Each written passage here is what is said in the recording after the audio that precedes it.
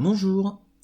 Alors, dernière vidéo donc de cette série, cette fois c'est vraiment la dernière, de cette série de vidéos sur le chapitre 12, hein, donc les transferts horizontaux. Et donc, ce sur quoi on était resté, c'est que les transferts horizontaux, c'est quelque chose qui est très fréquent chez les bactéries. Et donc, si on résume, les bactéries, quand elles se font des échanges génétiques, des transferts horizontaux, on appelle ça de la transformation bactérienne. Et en fait, il y a plusieurs mécanismes. Et un des principaux, c'est ce qu'on appelle la conjugaison bactérienne, c'est-à-dire c'est les bactéries qui créent entre elles des petits ponts par des espèces de poils creux qu'on appelle un pilus, et elles échangent des petits cercles d'ADN avec plusieurs gènes. Voilà. Donc ça, c'est vraiment un des modes les plus simples de transfert horizontal. Et soit dit en passant, on a des exemples de ça. Alors pas forcément par conjugaison, avec le pilus chez l'homme par exemple, ou chez des plantes, chez des animaux, il y a plein d'exemples. Mais donc c'est quelque chose qui se fait assez fréquemment. Alors pour finir, maintenant on va voir un exemple assez particulier de transfert génétique horizontal, qui est un transfert beaucoup plus massif, puisqu'en fait c'est pas juste des gènes qui ont été échangés, et qui s'appelle l'endosymbiose. Alors dans cette partie, on va s'intéresser à des structures qu'on a déjà vues précédemment. Alors ces structures, ce sont les chloroplastes, donc c'est les grains verts qui permettent de faire la photosynthèse. Donc on en parle de façon beaucoup plus importante dans le chapitre 3, donc j'en reparle pas trop.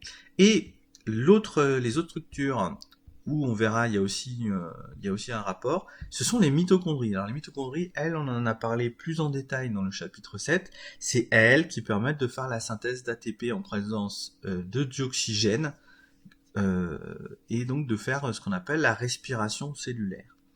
Alors en fait, il y a des points communs entre les chloroplastes et les mitochondries qui sont un peu troublants. Alors, les chloroplastes et les mitochondries, déjà, c'est des organites, c'est-à-dire c'est des petites structures qu'il y a dans les cellules. Ils possèdent deux membranes. Et ce qui est un peu étrange, c'est que la membrane interne de ces deux types de structures, les chloroplastes et les mitochondries, ils possèdent des molécules particulières. Des molécules lipidiques, c'est-à-dire des molécules grasses, puisque la membrane, c'est gras, qui n'existent pas chez les eucaryotes, mais qui existent chez certaines bactéries. Alors ça, c'est vraiment très étrange, hein. Normalement, nos cellules ne fabriquent pas des molécules de bactéries, hein. Donc, premier indice un peu bizarre, il y a des molécules de bactéries dans les chloroplastes et dans les mitochondries. Et ensuite, les chloroplastes et les mitochondries possèdent leur propre ADN. Alors cet ADN, c'est un ADN circulaire. Alors c'est-à-dire qu'en fait, ils n'ont pas de chromosomes au sens comme nous, on en a dans nos cellules. En fait, c'est un espèce de petit rond qui supporte les gènes de la cellule. Et en fait, chez les bactéries, c'est comme ça. On parle même de chromosomes bactériens. Et ben, on s'aperçoit dans les chloroplastes et dans les mitochondries, il y a cette espèce de petit rond d'ADN comme dans une bactérie. Et d'ailleurs, c'est même assez particulier parce que ils ont leur propre ADN en fait, les chloroplastes et les mitochondries. Ce qui est vraiment très curieux parce que, par exemple, d'autres structures dans la cellule, elles n'ont pas leur petit ADN à elles qui est contenu dedans. Donc ça, c'est vraiment unique aux chloroplastes et aux mitochondries. Et sur cet ADN, sur ce petit rond d'ADN, il n'y a pas les mêmes gènes que dans le noyau de la cellule, hein. C'est vraiment des gènes à part. Et encore mieux, quand on examine ces gènes, en fait, on s'aperçoit qu'ils produisent des molécules particulières, et notamment, ils sont exprimés par des ribosomes qui sont sensibles à des antibiotiques qui affectent les bactéries. Donc en fait, c'est de l'ADN qui fonctionne comme de l'ADN de bactéries, même s'il est dans les chloroplastes ou les mitochondries d'eucaryotes, donc d'organismes comme nous. Et quand on fait des comparaisons génétiques, les fameux arbres phylogénétiques, etc., on compare les séquences, on regarde s'il y a ATT, GC, etc., ben on s'aperçoit que les gènes présents sur cet ADN circulaire, ben en fait, ils sont beaucoup plus proches de gènes de certaines bactéries que de nos gènes à nous, enfin que des gènes du noyau de l'eucaryote. Voilà. Et puis, bon, il y a d'autres points communs. Bon, là, je parle d'histoire de transfert d'électrons, mais en fait, ce qui est fascinant, c'est que les chloroplastes et les mitochondries, si on les regarde, c'est un peu comme si c'était des petites bactéries, pas assez particulières, mais des petites bactéries dans le cytoplasme des cellules eucaryotes. Alors, du coup, comment l'expliquer ? Ben, en fait, c'est très vraisemblablement, encore une fois, un espèce de phénomène de capture qui a eu lieu, parce que les microbes, en fait, très souvent, comment ils se nourrissent ? Ils se nourrissent par phagocytose, c'est-à-dire qu'en fait, ils capturent un microbe plus petit, en fait, après, ils le digèrent, ils font intervenir des vésicules de digestion, j'entre pas dans les détails. Sauf que, manifestement, et c'est arrivé plusieurs fois pour des microbes différents, des fois, le microbe qui a été mangé, entre guillemets, un peu Pac-Man, il reste vivant dans le cytoplasme de la cellule qu'il a capturée. Et du coup, en fait, il devient, à force, de génération en génération, il est transmis en fait de génération en génération, et il devient simplement un organite, donc il devient une nouvelle partie de la cellule. Et donc on voit bien là, alors ça c'est le cas avec les mitochondries, donc l'organisme 1, là, la cellule rouge, en fait, une fois qu'elle a capturé la cellule bleue, là, la petite cellule bleue, qui est une bactérie, elle devient la cellule 3, qui est une cellule nouvelle, qui a acquis un caractère en plus, qui est là non plus quelques gènes, mais carrément toute une structure supplémentaire, avec d'ailleurs les gènes qu'il y a dedans. Et donc ça, c'est un énorme transfert horizontal, et on parle d'endosymbiose, parce qu'en fait, finalement, c'est comme si les deux êtres vivants, ils parvenaient à vivre ensemble, à devenir des alliés, dépendants l'un de l'autre, c'est ce qu'on appelle une symbiose, et c'est une endosymbiose parce qu'en fait, bleu vit dans rouge. Endo, ça veut dire dedans. Et donc, voilà, c'est une symbiose à l'intérieur de l'un dans l'autre.